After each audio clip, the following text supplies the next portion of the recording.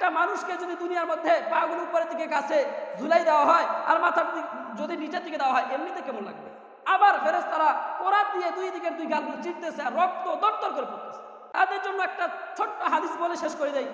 আপনারা নিজের ভালো কাজকে মুখস্থ করেন, শুধু বাংলাটা মনে রাখলেই হবে, শেষের অংশটা। আর এই অংশটা মুখস্থ করে যখন চা হোস্টেলে খাইতে বসবেন তখন যার সাথে খাবেন একে অপরে এই কথাটা মুনাজারা করবেন আর বলবেন। কি বলবেন? আল্লাহ নবী সাল্লাল্লাহু আলাইহি ওয়াসাল্লাম হাদিসের মধ্যে বলেন, আল্লাহ নবী সাল্লাল্লাহু আলাইহি ওয়াসাল্লাম বলেন, আমি ঘুমাইতেছিলাম, হঠাৎ করে ঘুমের স্বপ্নের মধ্যে দুইজন ব্যক্তি আমার কাছে আসলেন। স্বপ্নের মধ্যে, ভালো করে বুঝবেন, দুইজন ব্যক্তি স্বপ্নের মধ্যে আমার কাছে আসলেন। আসার পরে দুইজন ব্যক্তি আমার দুইটা বাহু ধরে দুইজন ব্যক্তি আমাকে বিছানা থেকে নিয়ে হুড় করে নিয়ে চলে যাইতেছে বাইরের দিকে। আল্লাহ নবী সাল্লাল্লাহু আলাইহি ওয়াসাল্লাম বলে, ওই দুইজন ব্যক্তি আমার বাহু ধরে আছে। বাহু ধরে যাইতে যাইতে যাইতে যাইতে দেখা গেল একটা বিশাল বড় দুর্গম পাহাড়ের কাছে আমাকে দাঁড় করিয়ে দিল। আমি ওই দুর্গম পাহাড়ে দাঁড় হয়ে বারবার করে ওই উপরে পাহাড়ের উপরের দিকে তাকাইতেছি। আল্লাহ নবী সাল্লাল্লাহু আলাইহি ওয়াসাল্লাম বলে, কিছুক্ষণ যাওয়ার পরে ওই দুইজন ব্যক্তি বলে, ইয়া রাসূলুল্লাহ, ইয়া হাবিবাল্লাহ, আপনি এখন এই পাহাড়ের উপরে উঠেন, পাহাড়ের চূড়ায় উঠেন। নবী আলাইহিস সালাতু ওয়াস সালাম বলে, না না না, আমি যে এত বড় উঁচু পাহাড়ে উঠবো সেই ক্ষমতা আমার নাই, আমি কিভাবে উঠবো সেই শক্তি আমার নাই। ওই দুইজন ব্যক্তি বলে, আপনি যে উপরে উঠবেন চিন্তার কোনো দরকার নাই, পেরেশানির কোনো দরকার নাই, টেনশনের কোনো দরকার নাই, আপনি উপরের দিকে উঠতে থাকেন, আমরা দুইজন আপনাকে উঠতে সাপোর্ট দিব। সুবহানাল্লাহ বলেন, উঠতে কি দিব? আমরা দুইজন আপনাকে উপরে উঠার জন্য সাপোর্ট দিব, আপনি উঠতে থাকেন। আল্লাহ নবী সাল্লাল্লাহু আলাইহি ওয়াসাল্লাম বলেন, ওই দুইজন ব্যক্তি যেই মুহূর্তে বলছে আমাকে সাপোর্ট দিবে, আমি সাথে সাথে উপরে উঠা শুরু করলাম, পাহাড়ের উপরে উঠা শুরু করলাম। উঠতে উঠতে উঠতে উঠতে যখন পাহাড়ের উপরে উঠে গেলাম তখন দেখি বিকট জোরে আওয়াজ আসতেছে, বিকট জোরে আওয়াজ। আমি ওই দুই ব্যক্তিকে জিজ্ঞাসা করলাম, এত আওয়াজ, এত শব্দ আসতেছে কই থেকে? কান্নার আওয়াজ আসতেছে কই থেকে?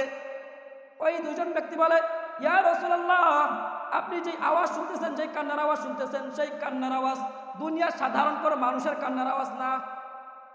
এরা ওই সকল মানুষের কান্নার আওয়াজ যেই সকল মানুষ জাহান্নামে গেছে, জাহান্নামের শাস্তি ভোগ করতে পারতেছে না, জাহান্নামের শাস্তি এমনভাবে তাদেরকে ঘেরাও করে ধরছে যে তারা সহ্য করতে না পারে, তারা কান্না করতেছে আর চিল্লাইতেছে।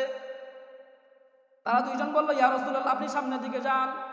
আল্লাহ নবী সাল্লাল্লাহু আলাইহি ওয়াসাল্লাম সামনের দিকে যাইতে যাইতে এমন কিছু সম্প্রদায়ের নিকট দিয়ে অতিক্রম করলেন, যেই সম্প্রদায়ের লোকেরা তাদের পা গুলো ছিল উপরের দিকে ঝুলানো।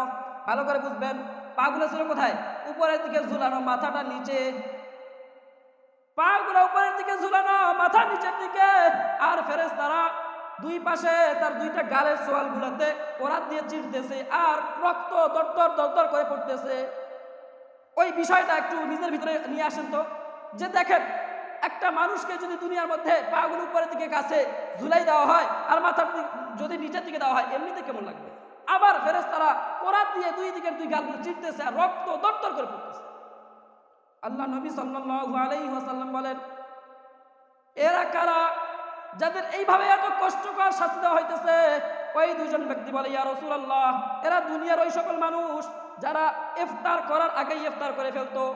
অর্থাৎ দোকানের ভিতরে ঢুকে অনেক মানুষ রোজা আছে, আল্লাহ তাআলা রোজা ফরজ করছে, কিন্তু তারা রোজা না রেখে ইচ্ছাকৃতভাবে কেউ কেউ আছে যারা রোজা ভেঙে ফেলছে। আবার কেউ কেউ দোকানের ভিতরে ঢুকে, লাল কাপড়ের ভিতরে ঢুকে তারা নাস্তা করছে, খাবার খাইছে। এরা ওই সমস্ত মানুষ যারা রোজা ভেঙে ফেলছে, যারা রোজা রাখে তার যদি শাস্তি হয় তাহলে চিন্তা করেন যারা একেবারেই আমরা রোজা রাখি না তার কি শাস্তি হবে? তার কি শাস্তি হবে একটু মনের ভিতরে নিয়ে আসেন, এই ধারণা করেন। সামান্য রোজা রাখার, একটা রোজা না রাখার কারণে যদি এই শাস্তি হয়, তাহলে লাগাতার আমরা অনেক মানুষ আছে যে 30টা রোজা রাখি না, তাহলে তার শাস্তিটা কি হবে? এই জন্য নিয়ত করি ভাই, আমি যে হাদিস তেলাওয়াত করেছি, আখলিস দীনাকা ইয়াকফিকাল আমালুল কলিল, আপনার নিয়তটা যদি খাঁটি হয়, আমল যদি কম হয়, অল্প আমলই আপনার নাজাতের জন্য জরিয়া হয়ে যায়। এই জন্য নিয়ত করি ভাই যে রমজান মাস যেহেতু সামনে আসতেছে, ইনশাআল্লাহ আল্লাহ হায়াতে যদি বেঁচে রাখে, সুস্থ থাকি অসুস্থ থাকি, সমস্ত প্রকার বালা মুসিবতের মধ্যেও যদি থাকি, কোনো মতেই কোনোভাবেই আমরা রোজা কাজা করবো না। রাজি আছি ভাই ইনশাআল্লাহ? আল্লাহ তাআলা কবুল করুক এবং রোজা রাখার সামনে যে রোজা আসতেছে সেই রোজার প্রস্তুতি গ্রহণ করতে তৌফিক দান করো। সকলে বলে আমিন।